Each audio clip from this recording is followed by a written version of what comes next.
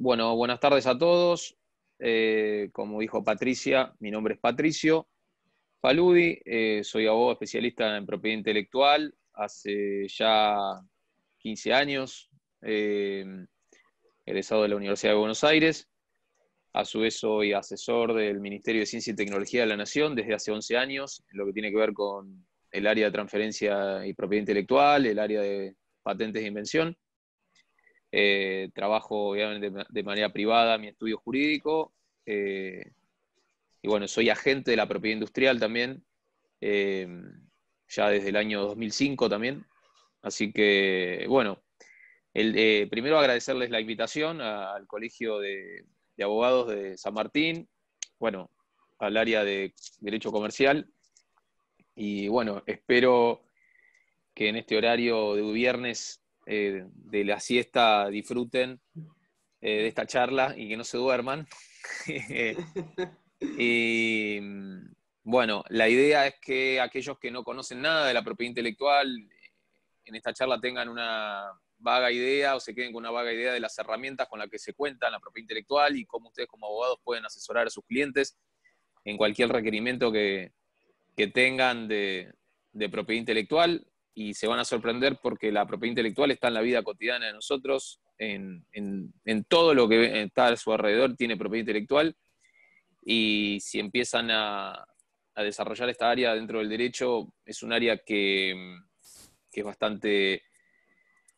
sale un poco de lo convencional, de lo que es el abogado tradicionalista, es una rama del derecho que permite también trabajar la profesión a nivel internacional. Se viaja mucho, uno tiene clientes del exterior también, y bueno, la verdad que yo estoy bastante contento con el área del derecho que elegí.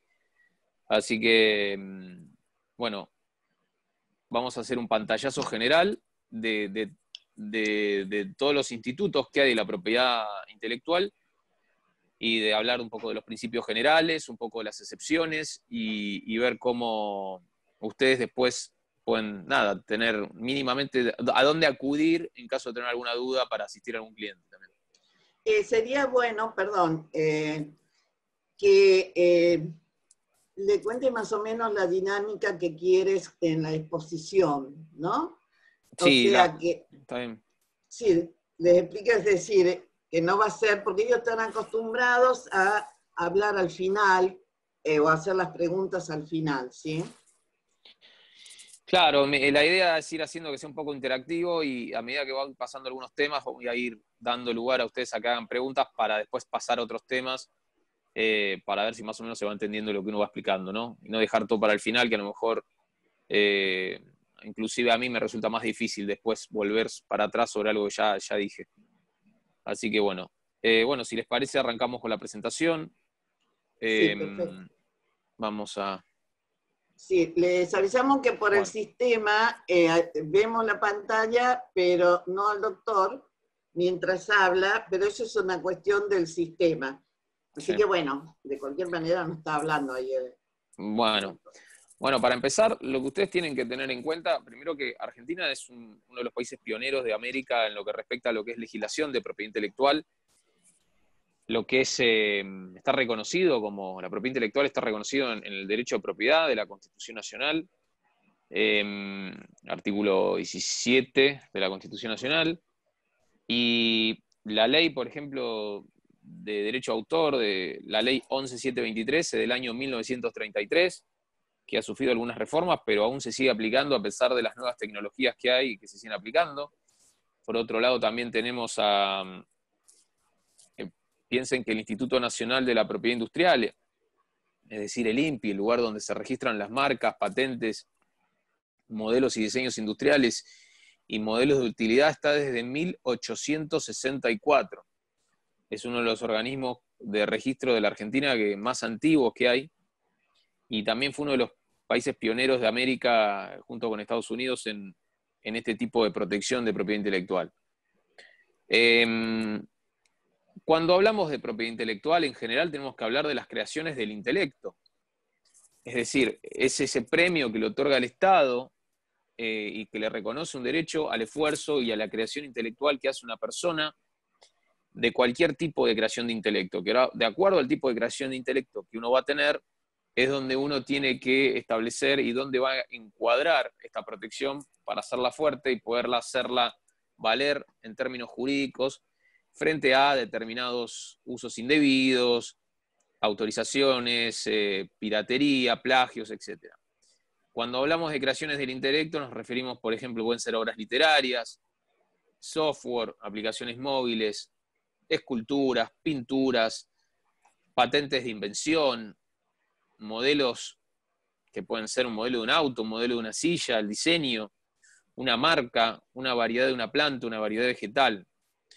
Entonces, esto es lo que ustedes tienen que tener en cuenta, que la protección que tiene la propiedad intelectual es muy amplia y que todos los elementos, productos, sistemas, dispositivos, tecnologías que nos rodean, todo tiene propiedad intelectual.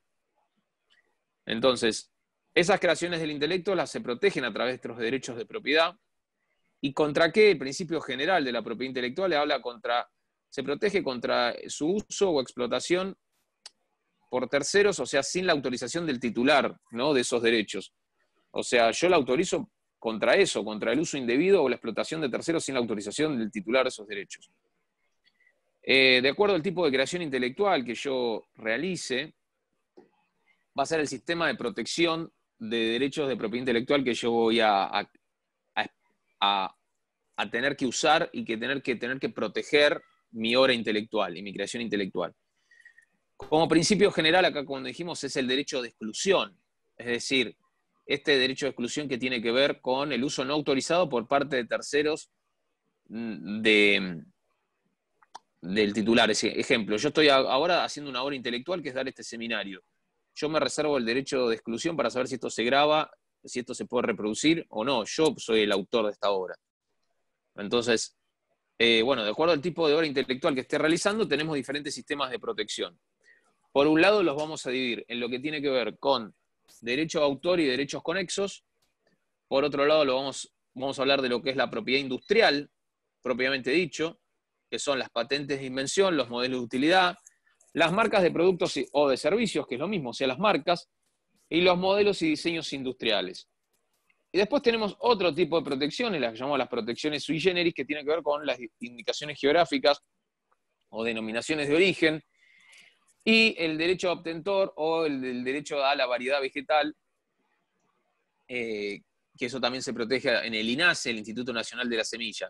Y por último tenemos otros medios de protección de esa propiedad intelectual que tiene que ver con la protección del know-how de una empresa o algún secreto industrial, entonces que se protege a través de la confidencialidad de esa información. Entonces, habiendo definido estos 4 sistemas de protección que hay de propiedad intelectual, vamos a empezar a desglosar y a definir cada uno de esos institutos. Y vamos al primero, al primordial, que tiene que ver con lo que es el derecho de autor y los derechos conexos. Es decir, el derecho de autor, en realidad, ¿qué es lo que protege? Dice, toda creación intelectual que se encuentre expresada y que pueda ser reproducida. Y acá la ley 11.723, que es la que regula el derecho de autor, habla de las obras literarias, artísticas, obras musicales, obras científicas, obras didácticas. A partir del año 98 se incorporaron los programas de computación y las bases de datos. Pero entonces acá lo que tenemos que definir es que los criterios que hay de protección, uno no protege la idea en sí misma. La idea en sí no se puede proteger. Lo que se protege es la forma de expresar esa idea. Que esa forma de expresar esa idea tiene que tener una cierta originalidad, que es lo que le da la impronta del autor, y que esa obra se pueda reproducir. Que se pueda reproducir por cualquier medio. Cuando hablamos de que no se puede proteger la idea en sí misma, esto tiene que ver con una limitación que se establece con el fin de no limitar la creación del ser humano y el avance de la mejora en la calidad de vida de la sociedad. Porque en realidad, si yo estaría protegiendo, por ejemplo, el horario ahora de las 2:30 de la tarde o 3 de la tarde, si uno prende la televisión, están las novelas, ¿no? Donde todas las novelas hablan de amor, de amores prohibidos, de amores clandestinos o de amores imposibles.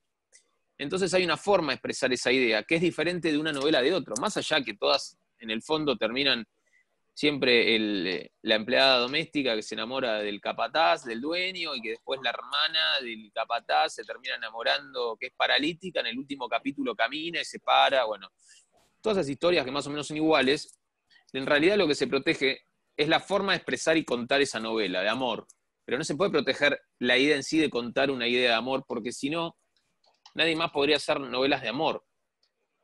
Lo que sí, esa forma de expresar esa idea tiene que ser original, que es lo que le va a dar la impronta de autor y que se pueda reproducir. Es decir, en cualquier formato, sea en vivo, sea en un soporte tecnológico novedoso, lo que fuera. Entonces, ahí tenemos que hablar de ese derecho moral que tiene el autor sobre la obra, que es imprescriptible, es irrenunciable, que no se puede, es inalterable. ¿Por qué? Porque al derecho de autor lo tenemos que dividir en derechos morales y en derechos patrimoniales. Los derechos patrimoniales son los que hablan tienen que ver con el plazo de duración de protección de la obra.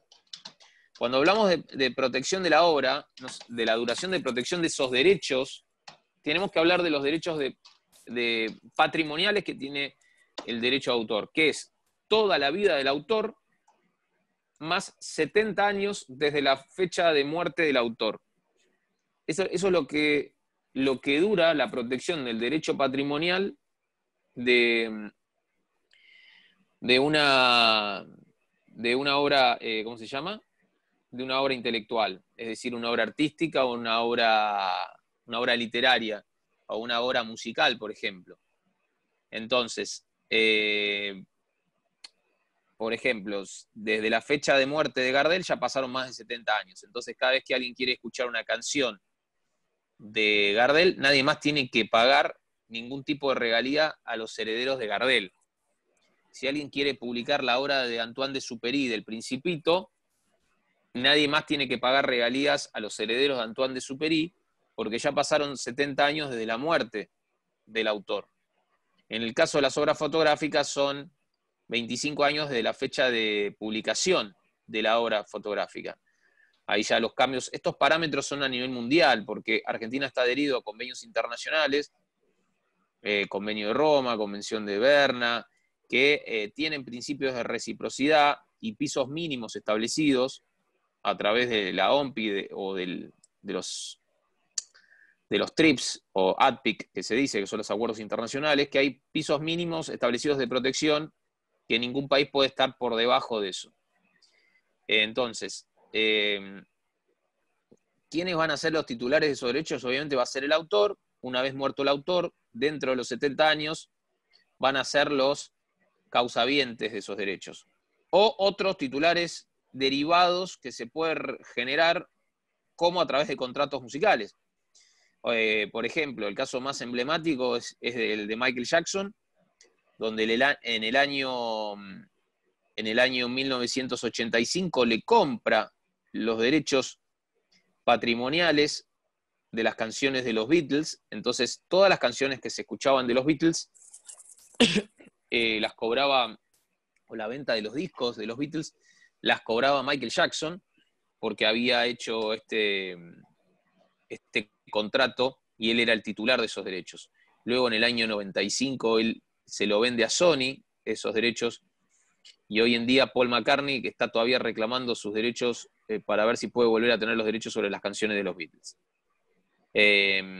Entonces, eso para que ustedes vean cómo funcionan los derechos de propiedad intelectual. En el caso de la música, por ejemplo, lo que se protege en realidad, esto que hablamos de la expresión de la idea, lo que se protege es la melodía. Porque es decir, yo no puedo proteger un rock and roll, una salsa o el ritmo de una chacarera o el ritmo de un tango, porque si no nadie más podría tocar el tango sin autorización de esa persona. Entonces lo que yo protejo en una canción es la letra y por otro lado es la melodía, la música de esa canción.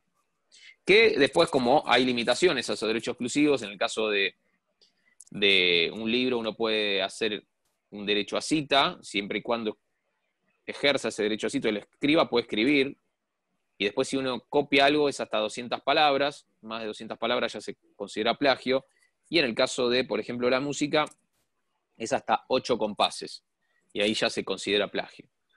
Entonces, esto es lo que tiene que ver con lo que es derecho a autor. El software, en el año 98, se incorpora la protección a lo que es la ley 11723 de derecho a autor, y en realidad se entiende que a la hora del software lo que se protege es el código fuente, que tiene que tener una forma de expresar original y que pueda ser reproducible, y lo que se protege es esa combinación de algoritmo y esa protección que hace que sea un sistema operativo original. Y eso es lo que se protege como derecho de autor en la Argentina. En otros países ustedes van a evaluar, por ejemplo, en Estados Unidos se protege como patente.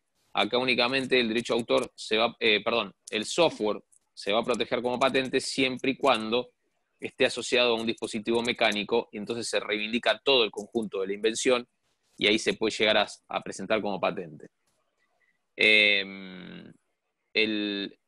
Bueno, continuando con lo que es el derecho de autor, tenemos los derechos conexos. ¿Quiénes van a ser los titulares de esos derechos conexos? Son los intermediarios entre el autor y la difusión, producción o grabación de esas obras. Es decir, los artistas intérpretes o ejecutantes, es decir, los actores. Por ejemplo, Guillermo Francella, cuando actúa en Casado con Hijos, él va a tener un derecho a esa retribución por la difusión de esa obra, pero la obra no es de Guillermo Francella. La obra va a cobrar como derecho a autor por la difusión de esa obra, y Guillermo Francella va a cobrar a través de los derechos conexos, por ese derecho que tiene de retribución por difusión o retransmisión de su interpretación. Entonces, también los artistas intérpretes o ejecutantes, tenemos el caso más emblemático, son los cantantes. En el caso, por ejemplo, de Luis Miguel, que no canta canciones escritas por él, son escritas por Armando Manzanero, entonces Armando Manzanero cobra como derecho a autor, por autor de la melodía y autor de la letra, y Luis Miguel va a cobrar como derecho conexo, por ser el intérprete o ejecutante de esa obra. Después tenemos los productores de fonograma, por otro lado, que es el derecho de remuneración que tienen, por ejemplo, las compañías discográficas por haber invertido en ese artista, en haber grabado ese soporte de esa canción, haber invertido en el estudio de grabación, y tienen un derecho de remuneración por esa utilización secundaria de esa reproducción que se realiza de esa canción, por ejemplo, o de un programa de televisión. Después están los organismos de radiodifusión, que van a tener el derecho sobre las emisiones y van a cobrar también ese derecho conexo sobre las emisiones que ellos tengan. Cuando dicen, no, tal partido de fútbol se transmite por tal canal y tiene los derechos conexos de propiedad intelectual para transmitirlo. Si alguien necesita imágenes o algo y transmitir ese partido, le tiene que pagar los derechos a esa persona. Y los editores de los libros, por ejemplo. O sea, el editor de un libro, que es el que va a cobrar también. O sea, el autor va a cobrar por escribir el libro y el editor va a cobrar por el soporte y por haber editado ese libro, por cada venta que se realice del libro. Entonces, dentro de lo que es el derecho de autor y los derechos conexos, la forma de proteger esto se hace a través del TAD, el trámite a distancia, que se hace en la Dirección Nacional de Derecho de Autor, es un trámite que se hace online, se hace en el día, tiene un costo aproximado de 140 pesos, y primero, cuando la obra está inédita, se registra como obra inédita, tiene una duración de 3 años, y después, una vez que la obra está editada, uno hace el registro de obra editada, y al ser el registro de obra editada, ya ahí empieza a correr el plazo este que habíamos hablado del derecho patrimonial, que es la vida del autor, y 70 años más desde la fecha de su fallecimiento. Los registros descentralizados, que son entes cooperadores que administran este tipo de registros, tenemos la Cámara Argentina del Libro, la Cámara Argentina del Software, SADAIC y CAPIF. Eso es lo que tiene que ver con lo que es derecho a autor y derechos conexos. Acá tenemos lo que es la ley 11723 del año 33, la Convención de Berna, los tratados de los ADPIC, esto es la legislación que regula la ley del software del año 98, que incorpora como obra intelectual, como derecho de autor al software. Bueno, y esto es lo que tiene que ver con lo que es derecho de autor y derechos conexos. Entonces, cuando venga una persona o un cliente a su despacho y le pregunte, mira, yo tengo un libro, yo tengo un software, o tengo una canción, o soy pintor, uno tiene que encuadrarlo dentro de lo que es este instituto. O si viene un cantante y le preguntan, ¿vos cantás las canciones o interpretás las canciones? Bueno, entonces en base a eso tiene que encuadrar el tema de los registros. Bueno, hasta acá, ¿alguna pregunta de lo que es derecho a autor y derecho conexo? A ver, me fijo, había una... hay una pregunta, dice, ¿qué pasa con los derechos de grupos de música que se disolvieron? ¿Cómo se aplica el tiempo por el cual tienen derechos de autor desde que se disolvió o desde la muerte de todos los integrantes? Bueno, primero hay que ver si las canciones están escritas a nombre de todas las personas, en qué porcentaje están distribuidas esa titularidad, y se cuenta hasta la fecha de muerte de la última persona, porque esa última persona va a seguir, hay una persona que siempre se va a morir última, entonces esa persona va a tener su porcentaje sobre ese porcentaje que correspondía y 70 años desde la muerte. Eso es en el caso de los grupos de música, porque cada uno va a tener un porcentaje. Claro, o sea que si de los otros autores se podría, terminaría, pero de ese que murió al último, tendrían que tener el consentimiento para la publicación, ¿no? No es que ese que quedó va absorbiendo el derecho del resto. No, no absorbe el derecho al resto, no. Bien. No lo absorbe, claro. Bien. Sí, muchas veces lo que se hace es, por ejemplo, este derecho moral que hace que uno... A ver, lo ideal es que si uno va... si hay una canción ya editada y publicada y uno la quiere versionar a otro ritmo musical, de pasarlo de una melodía de un bolero a una cumbia, lo ideal sí es contactarse con el autor y pedirle permiso para ver si la puede versionar. ¿Por qué? Porque está este derecho de paternidad y este derecho que se reserva al autor de divulgar o no la canción o dársela a quien quiera para versionar porque es su canción. En la mayoría de los casos, muchas veces no se pide ningún permiso y muchas veces se hace una canción, se versiona, se pagan las regalías que corresponden y la canción figura y al autor no le importa eso. Es más, en muchos casos a veces al autor le conviene que se difunda porque si viene Ricky Martin y Ricky Martin agarra una canción de un desconocido y la empieza a cantar y a versionar, lo más probable es que ese autor no le diga nada a Ricky Martin por las regalías que va a cobrar.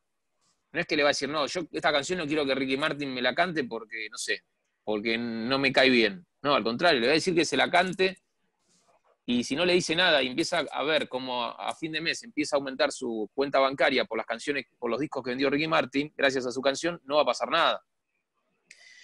Este derecho a paternidad pasa muchas veces en los partidos políticos, en las campañas políticas, cuando se identifica a un grupo político con una canción. Ahí sí, por ejemplo, La Mancha de Rolando no quiso que se pasara en la campaña política de Macri las canciones de La Mancha de Rolando. Entonces, ejerciendo ese derecho a autor y ese derecho moral, dijo que no podían poner la música de ellos como se dice, en el búnker, en la música de campaña o en el búnker político de Cambiemos. ¿Por qué? Porque se reserva el derecho y porque La Mancha de Rolando era simpatizada con el otro partido. O sea, y está bien porque por eso está la reserva del derecho a autor, que es el derecho a paternidad que tiene el moral sobre esto. En Estados Unidos, la legislación es diferente, no tienen dividido lo que son los derechos morales y los derechos patrimoniales. Existe lo que se llama el copyright, que solamente habla de los derechos patrimoniales. Esa es una gran diferencia que hay con el sistema continental europeo, que es el que adopta la Argentina. Claro, porque acá hay otra pregunta. Sí. Dice, ¿cómo se protegen los derechos de autor de un programa de radio online que se produce en el exterior y se emite vía internet en distintos países del mundo? Bien, la gran ventaja que tiene el derecho a autor, cuando uno hace... El derecho a autor nace con la creación de la obra. Esta es una gran diferencia con los otros derechos que vamos a ver más adelante. El derecho a autor nace con la creación de la obra, es decir, que no se necesita que esté registrado para reconocer que esa obra es de tal persona. Ahora, a los fines prácticos y a los fines jurídicos, la gente va y registra en derecho a autor, por esta suma que yo les dije, que es casi irrisoria, son 140 pesos y es un trámite que se hace en el día. O sea, no hay excusa para no registrarlo. Lo que hace el derecho a autor, actúa como mero depósito y fija una fecha de prelación y de presunción cierta en el tiempo, que es lo que importa en propiedad intelectual. En propiedad intelectual importa quién llega primero, quién lo inventó primero. Lo que hace el registro, que hace los fines de depósito, hace esto, hace tener una fecha cierta en el tiempo y una presunción de titularidad. Y esto que uno registra en Argentina tiene validez en todo el mundo. Entonces, lo que uno va a registrar como un programa de radio, en realidad lo que registra el programa de radio es como la sinopsis del programa de radio. O sea, y ahí es muy difícil determinar cuándo hay copia o no de un programa de radio, porque la verdad, sinceramente, tiene que ser un programa algo muy original para que la sinopsis o el formato de televisión, de radio que ustedes quieren registrar sea como algo único y que nadie se le copie. Pero la forma de registrarlo es a través del derecho a autor. Después Bien. vamos a ver más adelante que el nombre del programa de radio se va a registrar como marca. Ah, Y claro. después vamos a ver, hablando de la pregunta anterior de los conjuntos musicales, vamos a ver que los conjuntos musicales, los nombres de las bandas de música se registran como marca. Y ahí vamos a ver también cómo son los casos. Bien, sí, porque dice otra pregunta. Sí. Si un autor autoriza el uso de su canción para una publicidad, pero se va a modificar la letra, ¿se deben pagar derechos fonográficos a la discográfica? Sí. Primero, si le van a cambiar la letra, ahí sí o sí le tienen que pedir permiso al autor. Ahí no pueden agarrar una obra así que está editada y dicen, vamos a usar esta canción, total, después le pagamos. No, no, no. Si le van a cambiar la letra, le tienen que pedir permiso al autor, porque si no, el autor ahí sí puede reclamar que se le cambió la letra. Y puede reclamar un daño moral también. Bien. Porque se alteró su obra sin su consentimiento. Claro, eso ya rayaría casi con el plagio, ¿no? Sí, podría ser más con el plagio, pero sí, es como una alteración de la obra y hay un derecho, un daño moral que se está haciendo sobre una creación intelectual que le pertenece y que no le dieron autorización para cambiarla. Acá otra pregunta dice, ¿es decir que en Estados Unidos no hay límites para el uso de las obras mientras se paguen los derechos de dicho uso? Claro, porque no está el derecho moral. Sí, es más libre allá, en ese sentido. Bien. Bueno, esa... Seguimos, si no, con otras... fue Bien. la última, sí. Gracias. Perfecto. Bueno, continuando con lo que son las creaciones del intelecto, acá vamos a hablar ya de lo que tiene que ver con, dentro de la propiedad intelectual, vamos a hablar con lo que tiene que ver con la propiedad industrial. Y dentro de la propiedad industrial, acá tenemos diferentes institutos que tienen que ver con las patentes de invención, los modelos de utilidad, modelos y diseños industriales y las marcas de productos y de servicios. Entonces, dentro de la propiedad industrial tenemos estas 4 protecciones. Cuando hablamos de patentes de invención, yo lo que me refiero a la patente de invención es el invento.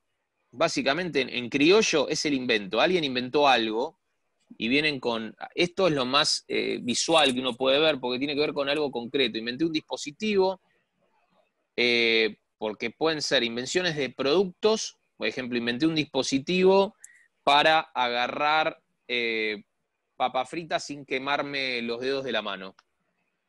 Aunque sea un invento sutil, lo que hay que tener en cuenta en una invención que es un problema-solución.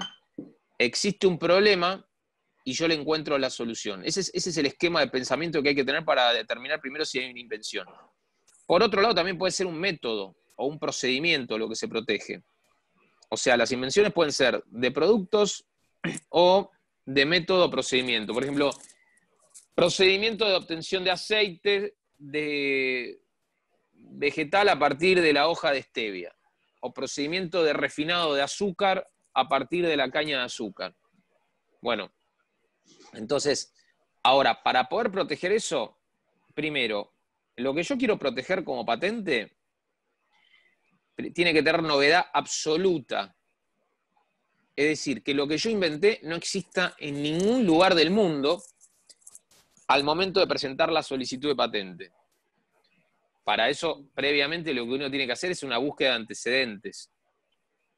Esa búsqueda de antecedentes se puede hacer en el mismo INPI, pagando, tardan más o menos 2 meses en entregarte el informe, o se contrata a un profesional y se hace una búsqueda de antecedentes en las bases de patentes, que son bases de patentes públicas, y que hay un montón de bases de más de 90 millones de documentos que son libres y que son gratuitas, con las cuales se pueden hacer búsquedas perfectas. El tema es saber cómo buscar las patentes. Esto es para determinar primero los 3 requisitos, o sea, es decir, primero que tenga novedad absoluta a nivel mundial, es decir, que lo que yo inventé no exista en ningún lugar del mundo.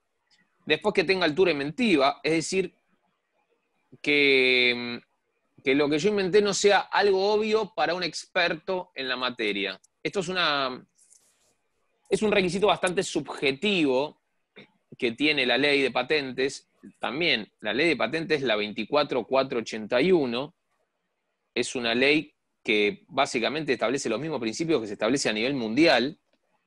Y el tercer requisito tiene que ver con la aplicación industrial. Es decir, que lo que yo inventé se pueda reproducir y que se pueda fabricar. Entonces,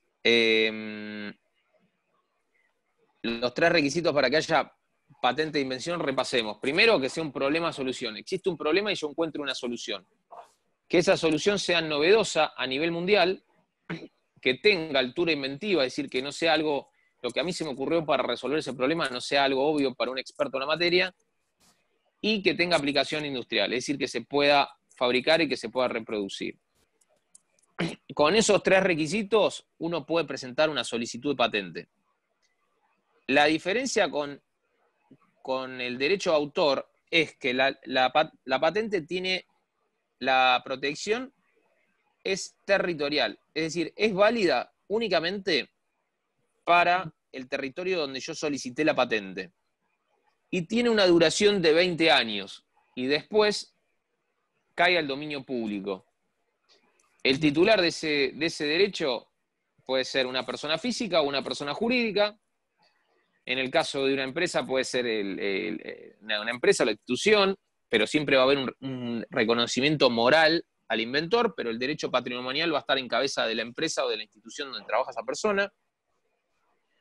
Y yo lo que les decía es esto, que tiene validez territorial, aunque la novedad sea a nivel mundial, la validez es territorial.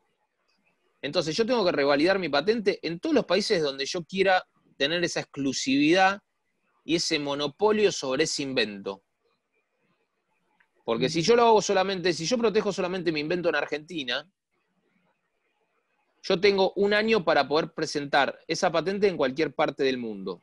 Si no, ya no la puedo presentar en otro país. O sea, en 1 año yo tengo que decidir en qué lugares del mundo hago revalidar mi patente. El problema es 2 cosas. Primero, en Argentina están tardando casi 5 o 6 años en otorgar una patente. Y la validez de los 20 años empieza a correr desde el momento de la solicitud. Entonces uno tiene un derecho en expectativa que fija la fecha de prelación en el tiempo, por esto es importante lo del tiempo, y después esa fecha de prelación en el tiempo se vuelve en un derecho adquirido al momento de la concesión, y más o menos quedan 14 años de vida de la patente. La patente todos los años hay que pagar una anualidad y hay que mantenerla, porque si uno no paga esa anualidad, la patente cae al dominio público. Entonces puede ser que no dure 20 años, puede ser que dure 11 años porque en la anualidad número 12 uno no pague, entonces cae al dominio público.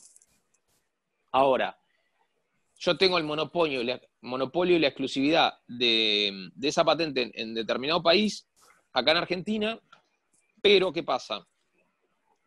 Si yo no la patenté en Brasil me pueden fabricar el mismo dispositivo libremente y yo no puedo hacer absolutamente nada. Entonces, me lo pueden fabricar inclusive 15 empresas diferentes. Es decir, en Brasil nadie lo va a poder patentar porque no va a ser novedoso. Pero sí lo van a poder fabricar. Ahora, el brasilero, cuando lo exporte a la Argentina, no va a poder entrar porque acá yo tengo la exclusividad sobre ese invento. Pero sí lo va a poder exportar a Uruguay, porque en Uruguay yo no tengo patente. ¿Se entiende? Así funciona más o menos el sistema de patentes para que ustedes visualicen cómo es la protección y los derechos de patentes. Y lo que hay que pensar a nivel estrategia. Cuando uno piensa en una estrategia de patentes, lo que uno tiene que tener en cuenta es cuál es el mercado, a dónde yo voy a patentar. O sea, ¿para qué voy a patentar una máquina de intersiembra de cultivo en Islandia cuando no crece absolutamente nada en el suelo? Entonces, tengo que hacer un método de negocio, un plan, un estudio de mercado para saber en dónde voy a invertir y en dónde voy a presentar las solicitudes de patente. La ley es la 24481, que la última gran reforma fue en el año 96, y después hubo el 12 de enero del 2018 hubo otras grandes reformas, sobre todo en los decretos reglamentarios, también en lo que tenía que ver con el procedimiento de solicitudes de patente. Los modelos de utilidad, por su parte, es lo que yo llamo una patente un poco más chica y tiene que ver con una mejor utilización de algo ya conocido. El objeto de la protección tiene que ver con toda disposición o forma nueva, obtenida o introducida en herramientas, instrumentos de trabajo que impliquen una mejor utilización. Entonces, por poner un ejemplo, en el año 1947, Ladislao Viró inventa en la Argentina el famoso bolígrafo, ¿no? La virome. Entonces, el problema que tenía esa virome, o que tiene al día de hoy esa virome, la Bic, la famosa Bic, es que cuando uno pierde la tapa, la virome se seca. O cuando uno le transpira las manos, se le resbala la virome. Bueno, por ejemplo, dos modelos de utilidad que pueden ser son, por ejemplo, la goma que es adherente, que se agarra para agarrar la virome y no se resbale. Ese podría ser un modelo de utilidad, porque es una mejora a algo ya conocido, que también resuelve un problema y tiene una mejor utilización del instrumento. O, por ejemplo, la presión que uno hace en la parte de atrás de la virome para guardar la punta cuando la deja de usar, cosa que no necesita una tapa. Eso es un modelo de utilidad, es una mejora a algo ya conocido. También tiene que tener una novedad a nivel mundial. No todos los países tienen esta protección del modelo de utilidad. Tiene que tener una novedad a nivel mundial. Tiene que haber una especie de evaluación en lo que tiene que ver con el progreso técnico o una utilidad funcional mejor. Tiene que tener aplicación industrial, como las patentes, pero lo que no tiene que tener es altura inventiva. Acá en modelo de utilidad no se exige el requisito de altura inventiva. La duración de la protección de 20 años pasa a 10 años y también tiene validez territorial. Es decir, es válida solamente para el país donde uno la presente. ¿Está bien? Uh-huh. Por otro lado, si yo quiero proteger un diseño o una forma, es decir, el carácter ornamental del producto, que hoy muchas veces tiene un valor agregado muy grande, ese es el valor que tiene la propiedad intelectual. Uno puede vender un producto con una marca que es exactamente lo mismo que otro, pero con la marca le va a dar un plus de valor. Y el modelo o el diseño industrial tiene eso. Uno está cobrando quizá un mayor valor de algo porque algo estético o algo es más lindo por la forma que tiene. Entonces, esa forma de ese auto o de esa mesa o esa silla, esa forma incorporada, ese carácter ornamental que tiene ese producto, se puede proteger a través de lo que se llama modelos y diseños industriales. El modelo y diseño industrial modelo es cuando yo protejo algo en 3 dimensiones. Es decir, el diseño de una silla, el diseño de los faroles de los focos de los autos, por ejemplo. Y el diseño es cuando se aplica sobre 2 dimensiones. Es decir, la protección sobre un estampado de una remera, sobre el tapado de una cortina, sobre una alfombra, por ejemplo.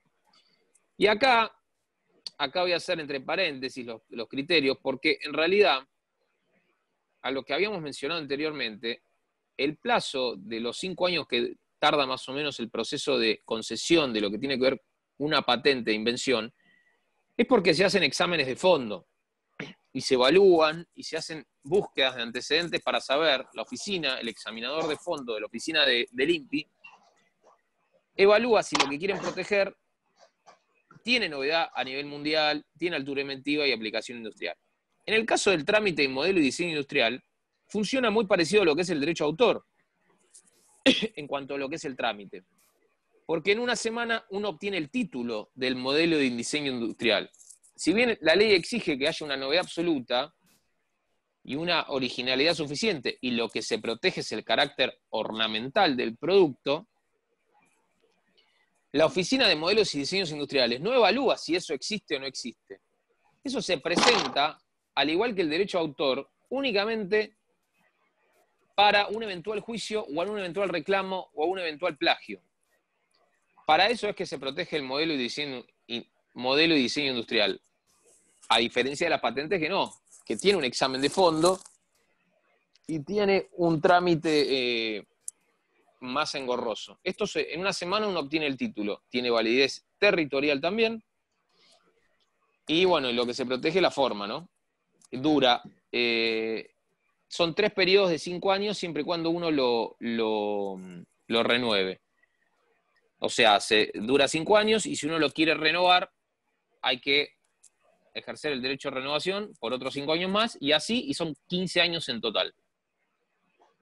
El decreto que lo regula es el 6.673 del año 63. Bueno, ¿hasta acá tenemos alguna pregunta, Patricia, de estos? A ver si algo vi acá. Espera. Yo también tengo algunas cositas. Dice que entre en el dominio público. ¿Es automático? Sí. ¿O debe intimarse Sí. previamente y se puede cuestionar? No se intima previamente y una vez que cae sale la resolución en el INPI de declaración de abandono y eso queda notificado por boletín de patentes, que sale publicado todos los días miércoles. Y entonces se notifica la resolución por boletín. Y ahí automáticamente... Hola. Hola, ahí estaba. Sí. Y ahí automáticamente se cae al dominio público porque se declaró abandonada. ¿Y no se puede recuperar después eso? No se puede recuperar. Bien. No. Ahora, ¿por qué tarda tanto lo del registro de la patente? Que dijiste eran 5 años, ¿no? Sí, más o menos, a ver, son varias cuestiones que tienen que ver, por ejemplo, con, primero no se puede otorgar una patente más rápido dentro del año porque existe un convenio internacional, que es el Convenio de París, donde uno reclama la prioridad internacional, es decir, yo presento una patente el 2 de enero del 2020 en Argentina y tengo hasta el 2 de enero del 2021 para presentarla en cualquier parte del mundo, invoco una prioridad internacional, que es un certificado que emite el INPI, y al invocar ese certificado de prioridad internacional se me retrotrae la fecha al 2 de enero del 2020. Es decir, yo voy a Brasil el 24 de diciembre del 2020, presento ahí invocando prioridad internacional de Argentina y se me retrotrae hasta el 2 de enero del 2020. Como que yo en Brasil la presenté el 2 de enero del 2020. ¿Por qué? Por la importancia que tiene por la importancia que tiene la propiedad intelectual en cuanto a lo que tiene que ver con la prioridad, ¿no? Sí. Por eso es importante. Sí. Entonces, eso hasta dentro del año no se podría conceder. Después, Después de la patente publica recién a los 18 meses por trámite.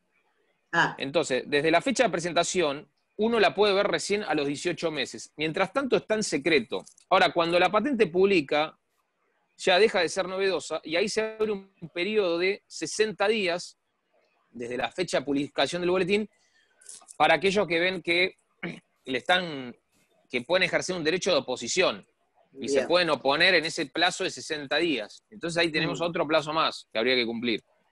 Mm, Y después, a ver, una patente en términos normales tendría que estar concediéndose en 3 años.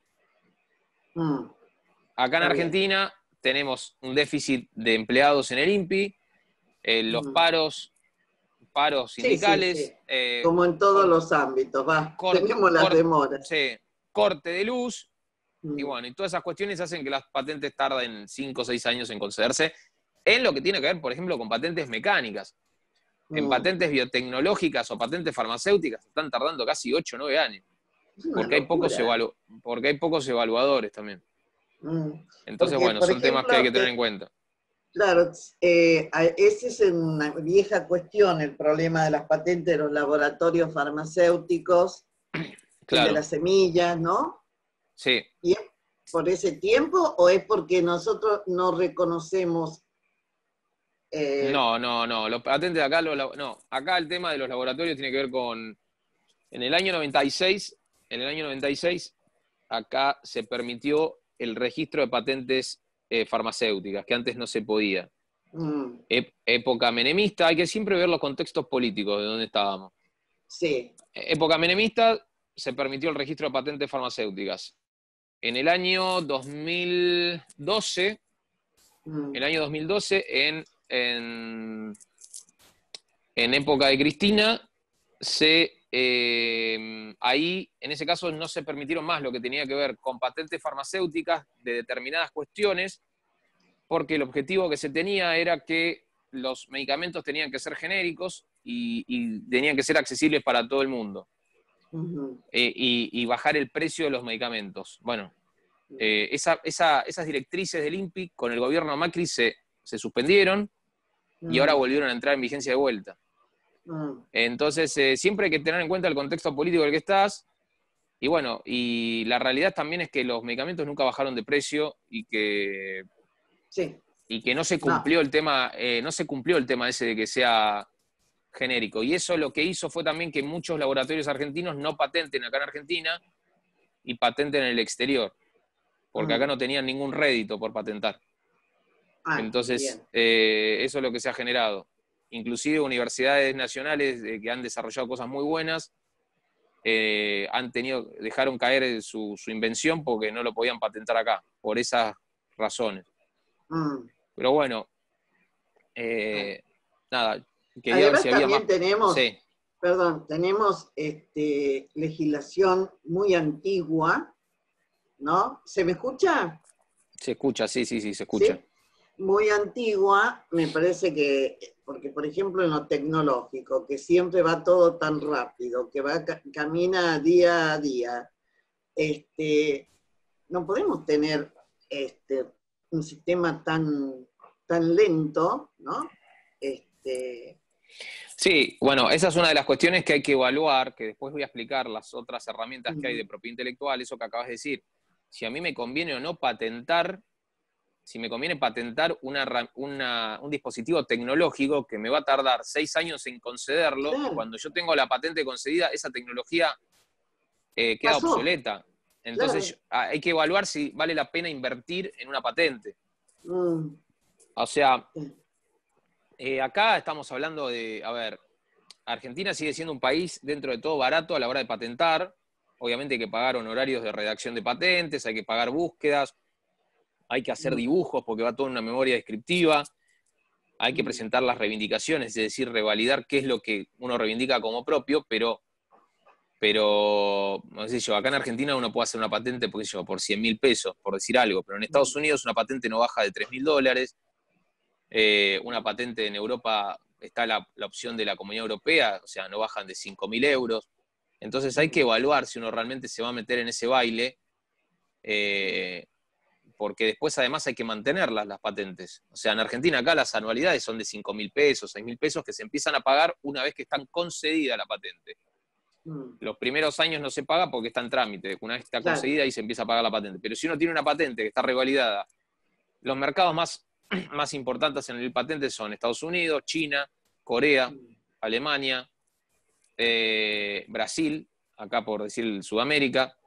Esos son los mercados más grandes en lo que tiene que ver Japón también. Ahora, lo que es mantener una patente, si uno tiene que pagar una anualidad de lo que es Estados Unidos, Comunidad Europea, China y Brasil, prácticamente uno se le va en el año, tiene que pagar casi $5.000 de anualidades. Entonces, eso hay que tenerlo en cuenta. Así que bueno. Bien. No sé si había otras preguntas, a ver. No. Dice, con respecto a la registración de apps, ¿entendí bien que va no solo registro de derecho de autor, sino también de fondo con patente industrial o no? ¿O alcanza a consumar registro de modelo y diseño industrial? Claro, es más o menos lo que estabas diciendo recién. Sí. A ver, el registro de la app, hay que ver qué es lo que uno quiere registrar de la app. Vamos a ver, ahora voy a seguir con la presentación, pero lo que no se puede proteger en propiedad intelectual son los modelos de negocio. Nadie puede proteger un modelo de negocio. O sea, a mí se me ocurre lavar autos. ¿Qué voy a proteger de propiedad intelectual para lavar autos? Voy a proteger la máquina para lavar autos, la puedo proteger como una patente. ¿Por qué? Porque soluciona un problema. El problema es que están los autos sucios y lo meto en una máquina que es novedosa, que tiene altura inventiva, tiene aplicación industrial y que me lava el auto. Entonces voy a proteger la patente de la máquina. Voy a proteger el nombre del lavadero. Es una marca, eso va como marca. Y después puedo proteger inclusive el know-how, es decir, cómo hacen los empleados, cómo tienen que encerar o secar el auto cuando termina el lavadero de auto. Pero no puedo proteger el modelo de negocio, no le puedo impedir a otra persona que ponga un lavadero de autos. Lo que sí voy a poder proteger es que no use ni la máquina ni la marca que yo estoy usando, ¿se entiende?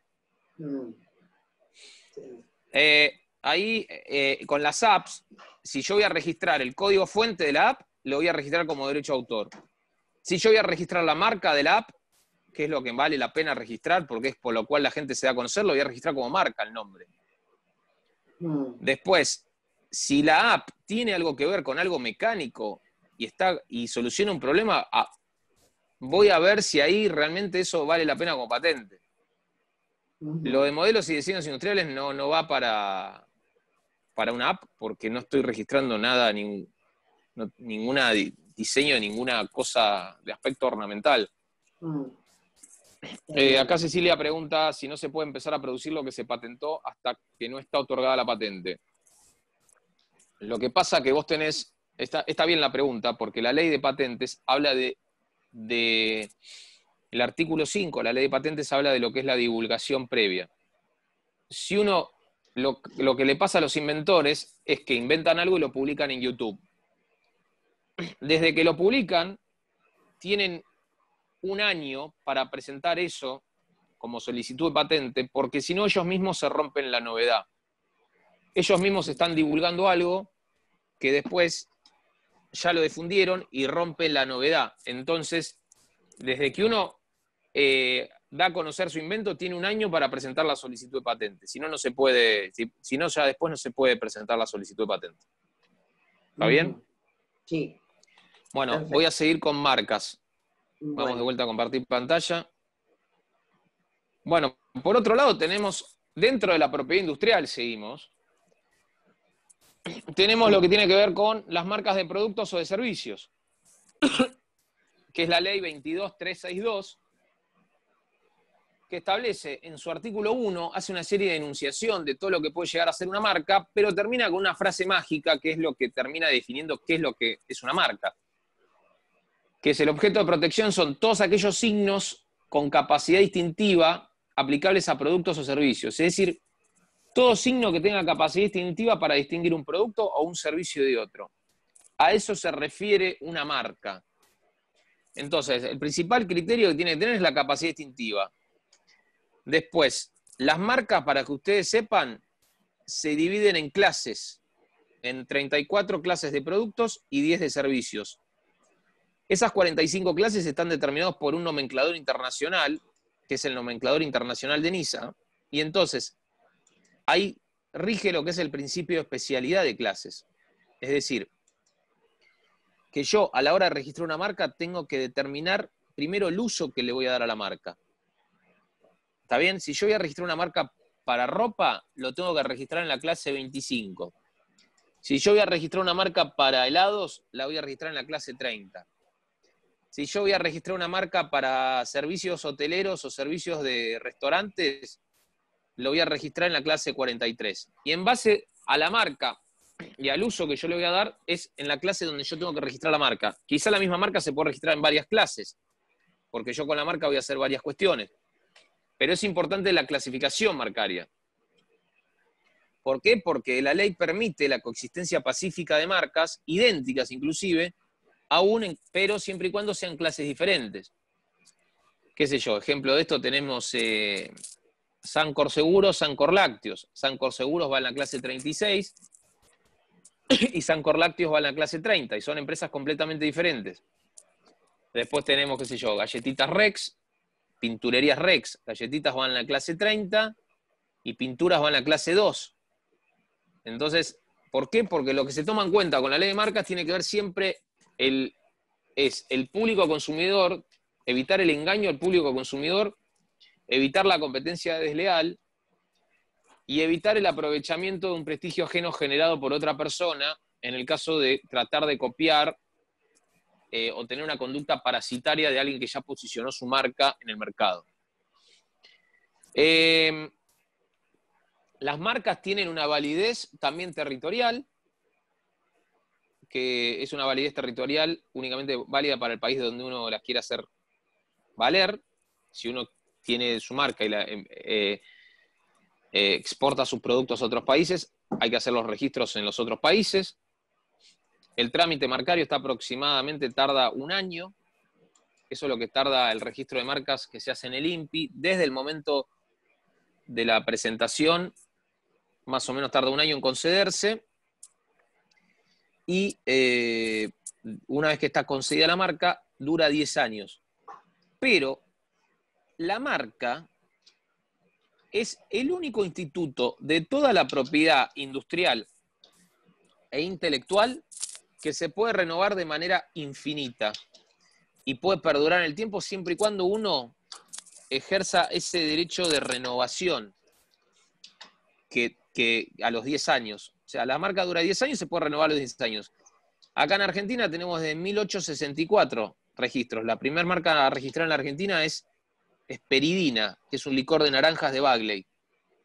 Entonces, y después, por ejemplo, qué sé yo, marcas como Fernet Branca tienen más de 100 años, porque las fueron renovando. Entonces, eso es importante que lo sepan, el principio de especialidad de clases, la validez territorial de la marca, que tenga capacidad distintiva y que no se, ¿cómo se llama?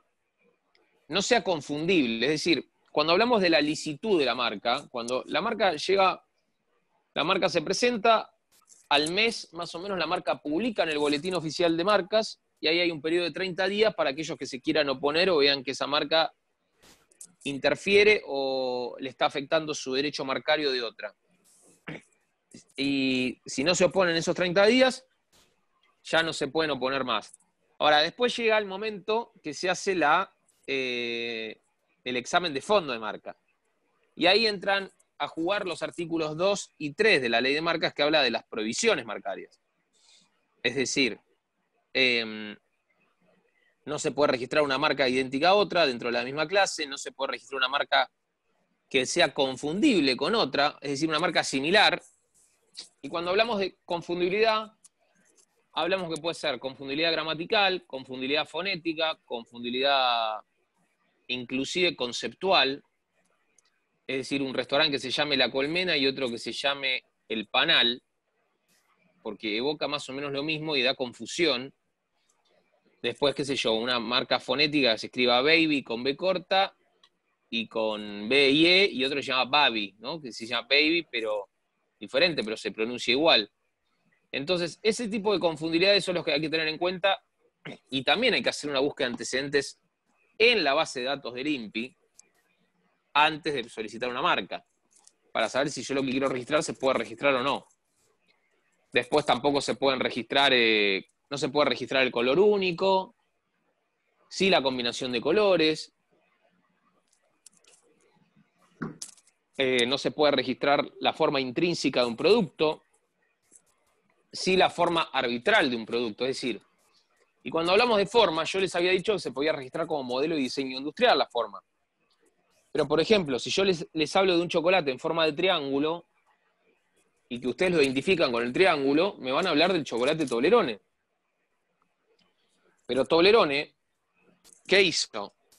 Toblerone registró la forma del chocolate, que es arbitral, porque nadie dice que el chocolate tiene que ser triangular. Lo registró primero como modelo de diseño industrial y al mismo tiempo lo registró como marca. ¿Por qué? Porque el modelo de diseño industrial en una semana tenía el registro, la marca le tardaba un año, mientras tanto tenía ese derecho, pero ese modelo de diseño industrial iba a durar 15 años, y después cualquiera podía hacer un chocolate en forma de triángulo. ¿Pero qué hizo? También registró la forma, como marca del chocolate en forma de triángulo. Entonces ningún otro chocolate puede tener forma de triángulo, porque es marca registrada de Toblerone. ¿Se entiende? Entonces, tampoco se pueden registrar las palabras y las designaciones necesarias del producto o de servicio que uno puede registrar como marca. Es decir, yo no le puedo registrar hamburguesa para distinguir hamburguesa, porque si no nadie más le podría decir hamburguesa a la hamburguesa.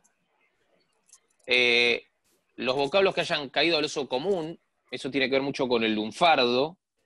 O sea, yo no puedo registrar la marca pilcha para ropa, boliche para establecimiento bailable, birra para cerveza, por poner ejemplos.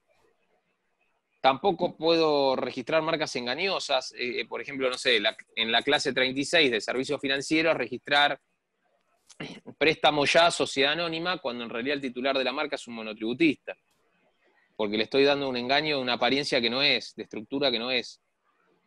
Después, marcas que no sean contrario a la moral y a las buenas costumbres, es decir, no sé, las esvásticas nazis, malas palabras, etc. Eso tampoco se puede registrar. Pero el intangible que tiene la marca hace que un producto pueda tener inclusive 5, 6 o hasta 7 u 8 veces más el valor de lo que realmente es el producto por el posicionamiento que tiene la marca. Por eso la marca es muy importante, y es lo que da a conocer, es la forma de comunicación que tiene el consumidor con el titular marcario para consumir el servicio o el producto que quiere vender. Las marcas se pueden empezar a renovar 6 meses antes de su vencimiento o pagando un plazo de gracia de 6 meses más, aún vencida la marca, pagando una multa y se puede renovar. También hay una exigencia de una declaración jurada de uso que se paga a los 5 años desde que está concedida la marca, donde se dice que declaro bajo juramento haber utilizado la marca los últimos 5 años para distinguir, qué sé yo, chocolates en la clase 30 y evitar así una acción de caducidad de oficio de parte del INPI o a pedido de parte. La ley que regula esto es la 22362, y la última gran reforma que tuvo esta ley a través de la 25444, con el decreto reglamentario del 12 de enero del 2018, el 27 del 2018, donde se modificaron varias cuestiones de la ley de marca. Así que eso es más o menos lo que ustedes tienen que saber en estos breves minutos que tengo para explicar lo que es marcas. ¿Alguna pregunta de marcas? A ver, me fijo, de cualquier manera podríamos hacer, a ver, Gabriela, ¿por qué no pones tu micrófono así podés hacer la pregunta? ¿Ya está, Gabriela? ¿Dónde estás? Camicha. A ver ahí. Hola, buenas tardes. Hola, Ahora Patri. sí. Me estabas Hola, habilitando. ¿Qué tal? Buenas tardes. Hola, ¿qué tal? Mi pregunta es la siguiente. Ante la oposición marcaria, uno se presenta a hacer una inscripción, ¿no? Y hay una oposición. Sí. ¿Cómo actúa el registro? ¿Es real esto que tiene que uno resolverlo con la otra parte? ¿Es como que hay un periodo en que se da un tiempo de conciliación? ¿Es así? Sí, la última, explico cómo es el procedimiento ahora. El procedimiento ahora es el siguiente. Cuando uno recibe una oposición, desde que el solicitante queda notificado de la oposición, y muchas veces el INPI tarda hasta 7, 8 meses en notificar legalmente, porque uno ya sabe que tiene la oposición, pero el INPI tarda 7, 8 meses para contestar, para decir que está notificado. Bueno, desde el momento que está notificado, uno tiene 3 meses para ver si llega a un acuerdo con el oponente. Si en esos 3 meses no se llega a un acuerdo con el oponente tiene que ratificar la oposición y pagar otra vez una tasa que es casi 4 veces más cara que es la tasa para presentar la oposición. Una tasa para presentar la oposición está a 2.210 pesos. Cuando tiene que ratificar la oposición después de los 3 meses, porque no llegó a un acuerdo con el solicitante de la marca, tiene que pagar una tasa de 11.500 pesos.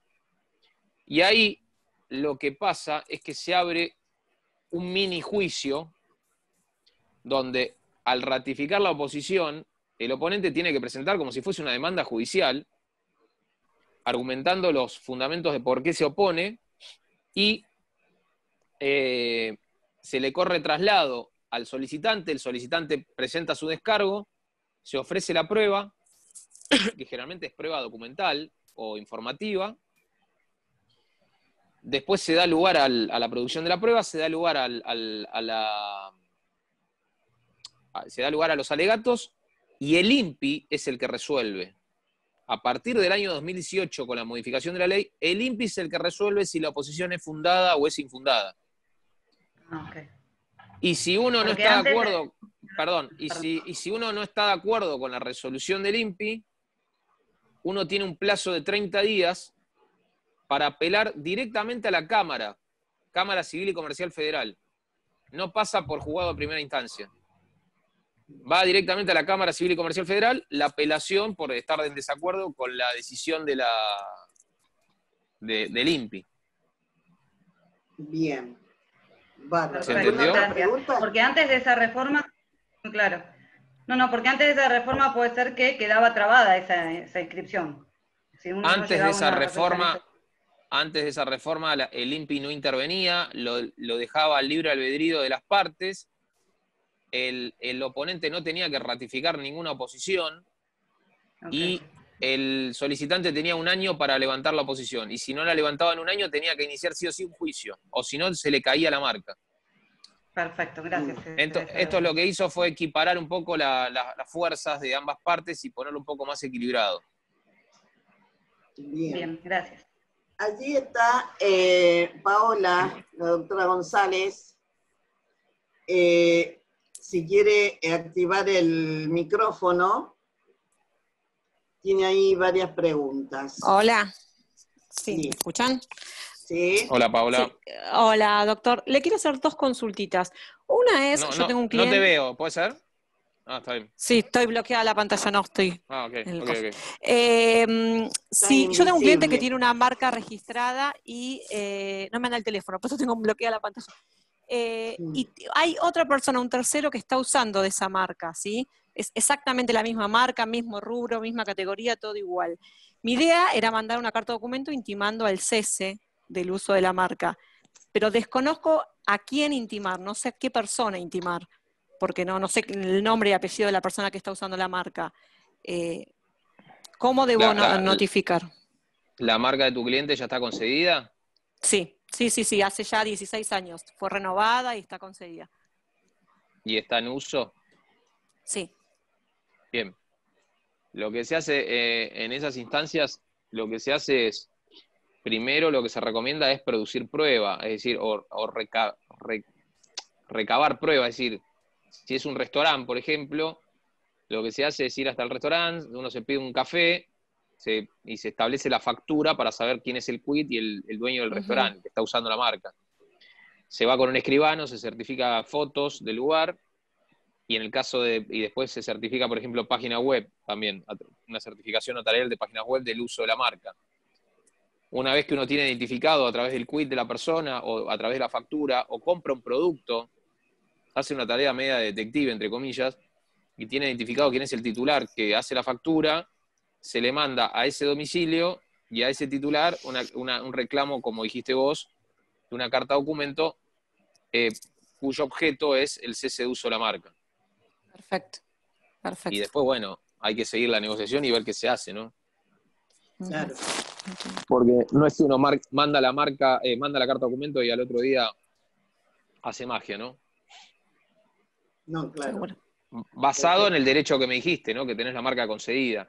Sí, Porque sí. a diferencia de lo que expliqué con el derecho de autor, que en el derecho de autor el derecho nace con la creación de la obra, en todo lo que es la propiedad industrial, lo que es marcas, patentes de invención, modelos y diseños industriales, el derecho nace con el registro. Es diferente a lo que era derecho de autor. Acá nace con el registro. Perfecto, Bien. gracias, doctor. Tenías Así otra, que bueno. Paola, del Sí, no, solicitante. en relación a lo que estaba explicando recién de los 3 meses que ahora ante una oposición hay 3 meses para negociar. En esos 3 meses, ¿el solicitante está obligado a intentar una conciliación, por lo menos un coso, o puede especular con que la persona que se opuso no ratifique su oposición? Puede especular, sí. Ah, perfecto. Sí, puede especular. Bien, gracias, doctor. Bueno, de nada. Bueno, creo que También ¿alguien más? una Sí. cosa que no aclaré de marcas, que las marcas se pueden presentar denominativa, es decir, sin ningún tipo de logo. Se pueden presentar mixtas, es decir, con el logo, la tipografía, o el animalito, o el dibujito, o la tipografía específica, en el mismo trámite, todo junto. O se puede presentar figurativa, es decir, solamente la pipa de Nike, por ejemplo, que no dice Nike, solamente la pipa de Nike, el simbolito de Nike, ¿no? Eso es una marca figurativa. Eso también lo quería aclarar, que no lo había dicho. Bien. Bueno, si alguien más tiene alguna pregunta de marcas, y si no, sigo. A ver. No, no hay Acá en el más. chat. No. No. Bueno. Vamos a seguir entonces con lo que queda. Bueno, entonces, después tenemos otro tipo de protecciones, que son por ejemplo, las indicaciones geográficas, que son expresiones o signos que se utilizan para indicar el origen geográfico concreto de un determinado producto o servicio. Que los titulares son todos aquellos productores que fabrican sus productos o prestan sus servicios en el lugar designado por la indicación. Y esto lo que da es que ese producto, o esa denominación de origen, tenga por ejemplo, un valor agregado y o sea, que uno puede cobrar y generar una regalía extra porque es de un determinado lugar, una determinada región, porque la calidad o las características propias de esa región o la forma de producción o de transformación o de elaboración de ese producto, o por los factores naturales humanos que intervienen en la elaboración de ese producto, hacen de la calidad de eso que sea una calidad extra y diferente a lo que sería al mismo producto hecho en otro lugar. Por eso ahí tenemos, por ejemplo, no sé, Francia es líder en lo que tiene que ver con las denominaciones de origen, lo que tiene que ver, por ejemplo, con el queso Roquefort, que si no es Roquefort, de la ciudad de Roquefort, del pueblo de Roquefort, no se puede poner Roquefort, tiene que decir queso azul.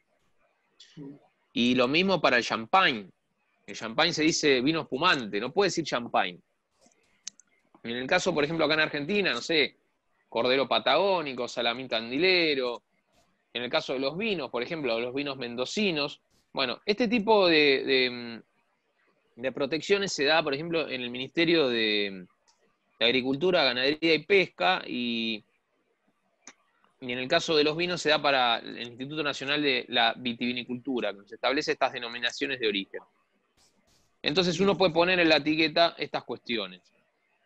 Otro instituto que hay que tener en cuenta, ya para la gente del agro, tiene que ver con el derecho obtentor, o el derecho de propiedad intelectual sobre una variedad vegetal.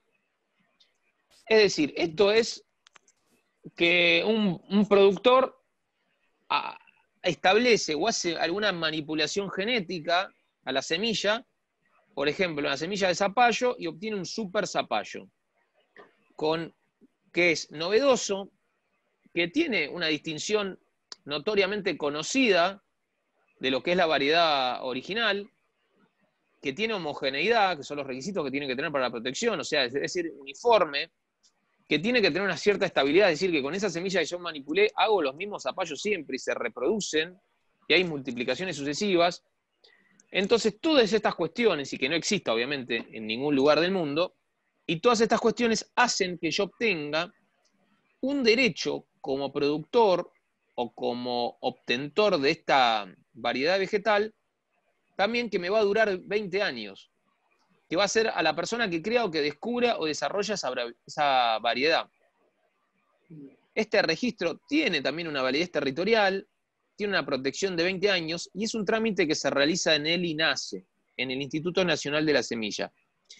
Una aclaración, cuando yo hablo que esto se hace en el INASE, esto se hace en el INPI, esto se hace en el derecho de autor, en realidad se hace todo online, todos los trámites. ¿Está bien? No hay que ir más a ningún organismo. Entonces, esto, por ejemplo, un productor desarrolla, inclusive se puede llegar a patentar el procedimiento de manipulación genética de esa semilla como patente, y el resultado de esa manipulación genética de la semilla de esa patente, que yo obtengo un superchoclo, ese superchoclo lo registro como, a través del derecho de obtentor, y va a tener esa titularidad sobre esa semilla. Entonces, la gente que quiera plantar ese superchoclo, le va a tener que pedir permiso a esa persona, porque durante 20 años va a tener la propiedad, y le va a tener que pedir permiso, no, o sea, le va a tener que pagar una regalía por cada choclo que coseche. ¿Se entiende? Esa es un poco la idea. Lo hago bien gráfico para que se entienda el concepto. La 20.247 es la ley de semillas y creaciones fitogenéticas, y el tratado internacional más conocido de esto es el de la UPOP, que es el de la Unión para la Protección de Obtenciones Vegetales. Pero esto, lo importante es que ustedes el trámite lo hacen en el INASE. Bueno, ahora bien, todo lo que vimos hasta ahora tienen que ver con registros y protecciones de propiedad intelectual con registros. Lo que yo voy a explicar ahora tiene que ver con la información confidencial. La famosa leyenda o la historia de que la fórmula de Coca-Cola solamente la conocen 3 personas en el mundo, que viajan en aviones diferentes, y etc. ¿Por qué? Porque Coca-Cola nunca patentó su fórmula. ¿Por qué no la patentó? Porque si la hubiese patentado hubiese sido pública. Entonces, eso puede jugar a favor o puede jugar en contra. En el caso de Coca-Cola, lo que hizo fue proteger esa información confidencial, esa propiedad intelectual, optó por protegerla a través de la información confidencial. Y esa información confidencial tiene un valor comercial muy importante, y que lo que hace es que sea secreta y que se exija en los contratos, porque esto se protege a través de contratos, no queda otra forma, con objetos de medidas razonables para mantenerla en secreta. Y esto tiene que ver con los contratos y la ley de confidencialidad, y cómo proteger ese know-how. Esto tiene que ver también con estrategias de protección, porque muchas veces lo que hablábamos recién, que a mí no me conviene entrar en un baile de proteger una patente, cuando en realidad quizá una tecnología me queda obsoleta de acá a 5 años, entonces busco la forma de protegerlo a través de los contratos de confidencialidad. Acá lo que pasa con los contratos de confidencialidad es que no es oponible a terceros, y después hay que ejecutar los contratos en caso de alguna violación de alguna de las cláusulas, ¿no? A través de los contratos o cláusulas, las contrataciones de locaciones de servicio o relaciones laborales, generalmente lo que se pasa es informar al personal respecto a la importancia de la información y el conocimiento, e informarlo respecto a las políticas establecidas. Se limita el acceso a la información a proteger en función de las necesidades de conocimiento y uso del personal, aplicar restricciones de tipo físico y tecnológico para acceder a la información confidencial, y, por ejemplo, señalar con el término de confidencialidad todos los documentos que contengan información o conocimiento de este tipo para evitar la divulgación accidental o involuntaria de esa información secreta y comercial. Perdón. Esto se regula por la Ley de Confidencialidad, la 24776, con Convenio de París, artículo 10 bis, y el Convenio de los ADPIC, el artículo 39. Obviamente por la Ley de Código Penal, Código Civil, Ley de Defensa de la Competencia, etc. Entonces, esto tiene que ver con los contratos. Esto se da mucho en laboratorios, se da mucho en empresas privadas. Hay cláusulas muy grandes respecto a civiles acá de dinero. Es de difícil prueba el caso de la violación de la confidencialidad. Y acá la verdad que no hay mucho tema de legislación penal respecto a la violación de confidencialidad. En Estados Unidos, por ejemplo, alguien puede quedar preso por violar la fórmula de la Coca-Cola o la de la Sprite en una empresa, ¿se entiende? Pero esto es una forma que no tiene que ver con registros, sino que se protege a través de contratos. Y es muy importante la forma de redactar los contratos. Entonces, haciendo un resumen de todo lo que estuvimos viendo, de los diferentes sistemas de protección de propiedad, las pautas para tener en cuenta como estrategia de propiedad intelectual, primero, acuérdense, el principio general, que tiene que ver con prioridad en el tiempo, mejor en el tiempo, mejor en el derecho, decía el proverbio en latín, ese derecho de exclusión, del que goza el titular de la marca, el titular de una invención, el titular de un derecho de autor, para excluir a terceros que no quieran usar su obra, que no le paguen, etc. Ver y determinar, primero, cuál es la invención o el instituto de la creación intelectual a la cual yo me voy a adaptar. Inclusive un mismo producto puede tener 3 protecciones diferentes. Un sifón de soda, por ejemplo. Un sifón de soda en su momento, bueno, ya cayó al dominio público, pero en su momento alguien inventó el sifón de soda. Eso era una patente. Después estaba la forma de la botella de soda. Puede ser un modelo industrial. Y después la marca de la soda, qué sé yo, marca Ives. Entonces, dentro de un mismo producto conviven 3 institutos de la propiedad intelectual. Entonces, eso es lo que ustedes tienen que tener en cuenta para saber qué normativas se aplica el día de mañana a la hora de hacer un reclamo. El ámbito de territorialidad, recuerden que el derecho de autor es válido en todo el mundo. El propiedad industrial es válido solamente para el país donde yo lo registro. El plazo de duración, recuerden que la marca es el único que se puede renovar cada 10 años. El resto, las patentes duran 20, las semillas duran 20, los modelos y diseños industriales duran 15. El derecho de autor es la vida del autor y 70 años post-mortem. Recuerden que es muy importante a la hora de embarcarse en una aventura de una patente, por ejemplo, o en una marca, hacer una búsqueda de antecedentes para saber si existe o no la marca que yo quiero registrar, o si hay alguna confundibilidad o no. El arte previo, determinar qué es lo que existe en una patente. Ver si opto por la estrategia de la confidencialidad o no. Evaluar los costos que tengo, sobre todo los costos del exterior para proteger algo. ¿Cómo puedo obtener una financiación para el caso de unas patentes? Determinar la titularidad, porque esto no lo hablé, pero sí es importante determinar bajo qué régimen yo estoy, si es una invención libre, si es un registro libre donde yo, soy un emprendedor y registro la marca como propia, o si trabajo en el CONICET o trabajo en una universidad nacional, entonces estoy bajo el amparo de la universidad, entonces la invención va a pertenecer a la universidad como titular de esos derechos y yo voy a tener reconocimiento moral como inventor. En fin, son toda una serie de preguntas que hay que hacerse a la hora de proteger y tener en cuenta para proteger mi obra intelectual y saber cuál es la estrategia más adecuada para utilizar. Bueno, algunas páginas de referencia, la página del INPI, la página del Espacenet, que es una página para hacer búsqueda de patentes, la página de la OMPI, o WIPO en inglés, que es la Organización Mundial de la Propiedad Intelectual, y la página de la Oficina de Marcas y de Patentes de Estados Unidos, la USPTO, que son páginas que pueden ser de referencia que les puede servir a ustedes para consultar esto. Después está en Google Dirección Nacional de Derecho de Autor, Trámite TAT, y ahí pueden sacar más información de cualquier otras cosas. Así que bueno. Bueno, con esto voy a, más o menos doy concluida lo que es la presentación. Podemos continuar con preguntas si tienen ganas. A ver, tenemos preguntas. Aquí hay una. Amanda, ¿querés hacerla activando el micrófono?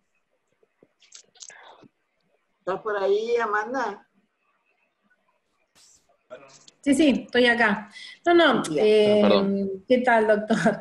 ¿Qué tal? Hola. No, la pregunta es respecto de las semillas que estaba comentando, si es lo mismo que con el caso Monsanto, que tiene las semillas patentadas de soja, no sé si es lo mismo, no sé, por eso, esa es la pregunta. Sí, Monsanto tiene...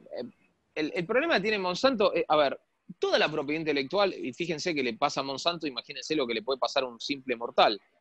O sea, la propiedad intelectual es difícil de controlarla. A nadie le garantiza que por tener la marca registrada, o la patente registrada, o la semilla registrada, nadie más puede usar su marca, su patente o su semilla. Imagínense lo que es el territorio de la Argentina para que los, no sé, 15 inspectores del INASE estén recorriendo la Argentina para saber si están utilizando una semilla de Monsanto que es solamente propiedad de Monsanto. Aparte de lo que le pasa a Monsanto, ya ahí va a ir por un tema biológico, las semillas, los productores se dieron cuenta que a esa misma semilla, yo no entiendo nada de la parte agrícola, ¿no? Pero la misma semilla, si uno saca esa semilla, la puede reproducir y sacan una parte y con la cosecha les queda otra semilla para hacer una... Entonces no le vuelven a pedir la bolsa a Monsanto para la semilla. A Monsanto se la piden por primera vez, porque no tienen la semilla. Ahora, una vez que le nació la flor a esa semilla, no le vuelven a pedir a Monsanto eso. Ese es el problema que tiene Monsanto. Y no puede estar controlando todos los campos de la Argentina para saber si están usando su propiedad intelectual o no. Lo mismo pasa con las marcas, o sea, Louis Vuitton, Fendi, qué sé yo, Ralph Lauren, o sea, en la frontera, cuando pasan todas esas carteras truchas, es muy difícil. Si uno, existe la marca de registro de protección en aduana, con las alertas, se hace todo lo que se puede, pero es muy difícil, o sea, controlar la propiedad intelectual en general. Pero bueno, sí, a Monsanto le pasa eso, lo que tiene protegido es eso, es, primero, es el sistema de manipulación genética de la semilla, que se puede proteger como patente, y después lo que es el derecho obtentor, a través de la semilla, del INASE, ¿no? Sí, claro, porque una vez que agarró la flor sacaron otras semillas y listo. Claro, igual. Claro. Bueno, ¿alguien más? Se ve que tenemos todo el... nos sacamos por lo menos en primer momento las dudas y aprendimos un tema que en realidad es poco estudiado, ¿no? Es poco tratado en la costumbre de los abogados en la práctica general, ¿no? Claro, sí. Y es muy bueno tener estos conocimientos porque, qué sé yo, a veces los clientes vienen con lo que fuere, ¿viste? Y por lo menos uno tiene que saber cómo hacer frente a esto. Y no sé por lo menos qué, defenderse y tener al menos saber una noción de las herramientas a dónde tiene que buscar y que qué puede buscar. hacer. Claro, después se puede resolver de varias maneras, pero bueno, uno por lo menos tener eso, ¿no? Claro. Y además, no sé por qué en esta época Ahí estoy de dejando el pandemia... celular y el mail, por cualquier cosa. Ah, bien. No sé por qué en esta época de pandemia se dio cuestiones de marca más que de lo normal, ¿no? ¿O es una sensación que tengo? No. Estadísticamente, en la Argentina se presentan 80.000 marcas al año promedio. Ah. Y patentes son más o menos 4.500. En lo que tiene que ver con... primero, el registro de la propiedad intelectual y el registro del INPI siguió funcionando, nunca paró. Porque los trámites se hacen online, entonces... Claro. Entonces la pandemia no trajo aparejados los problemas que hubo, por ejemplo, en tribunales. Claro. Entonces esto siguió funcionando. Y de hecho, al día de hoy, comparado con el 2019, se presentaron 1.000 marcas más que el año pasado. Ajá. A pesar de la crisis, la gente sigue confiando y sigue teniendo esperanza de que una marca o que un emprendimiento lo va a salvar, y entonces apuestan a la propiedad intelectual. Bien. Bueno, eso es bueno. Sí, claro. Somos emprendedores por naturaleza, digamos. Y a nosotros como abogados, bueno, nosotros de la propiedad intelectual seguimos teniendo trabajo. Claro, sí, sí, por supuesto. Y lo que pasó también es que, bueno, nosotros tenemos clientes internacionales que, bueno, que en ese sentido también hubo trabajo por eso. Claro, sí, sí. Bueno, doctor Paludi, en realidad fue un honor compartir esta tarde que le hicimos perder el sol, sé que le gusta el sol, le hicimos perder el sol, pero bueno, por eso le damos muchísimas gracias en nombre del colegio, en nombre del Instituto de Derecho Comercial del colegio y en nombre propio, porque, bueno, sé que es una persona ocupada, por lo tanto, esto a nosotros nos llena de alegría. No, un placer también la invitación y enseguida cuando me dijiste te dije que sí, porque sí. Nada, siempre me gusta transmitir el conocimiento y creo que entre todos los abogados nos tenemos que ayudar y siempre colaborar y como colega, así que bueno, cualquier cosa también estoy ahí a disposición, ahí dejé los mails y el celular, sí. Bien, bárbaro. Así que bueno. Muchas gracias. No, bueno, gracias a todos. Oportunidad. Gracias, doctor. Hasta luego. Chao, hasta luego.